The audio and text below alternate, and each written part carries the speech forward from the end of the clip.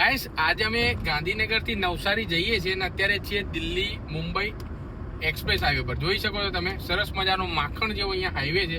આ હાઈવે પર ચલાવવાની જો તમે ડ્રાઈવર હોય ને તો એક અલગ જ મજા છે. અને એવામાં પણ જો આ વાળી ક્રૂઝ કંટ્રોલ વાળી જો ગાડી હોય ને તો મસ્ત તમારે એક સ્પીડ લિમિટ સેટ કરી દેવાની 80-90 ની આજુબાજુ અને બિંદાસ તમારી ગાડી જયા કરે અને તમારે એન્જોય કરવા.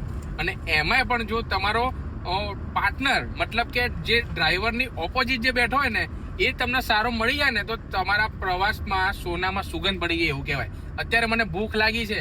અત્યારે જો મારો પાર્ટનર એટલે કે ભાઈ મારી ડોટર જે દ્રવ્યા છે એ મને ભૂખ લાગી ને તો પપ્પા કે તમે ચિંતા ના કરો, તમે તાર ગાડી ચલાવો, તમારે ચિંતા તમારે કરવાની નથી. તમને ભૂખ લાગી છે, ઉભા રહો, હું ડબ્બો ખોલું, નાસ્તો હું લાવી છું ને એ તમને જમાડું. જો અને એમાં પાછું જો આપણને સરસ મજાનું શક્કરટેટી કાપી લાવી હતી, એને ખાઈ લીધી. મને ભૂખ લાગી હતી તો જો મારે કદાચ ગાડી ચલાવું છું એટલે ડિસ્ટર્બ ના થાય ને એટલે જો આ પ્રમાણે એ હેંગ કરીને આપે છે. આ પ્રમાણે જો હા શક્કરટેટી એ મીઠી છે, રોડ બી સારો છે, પ્રવાસ બી મસ્ત અત્યારે થઈ રહ્યો છે અને ફૂલ ફેમિલી ભાઈ એન્જોય કરી રહ્યા છે.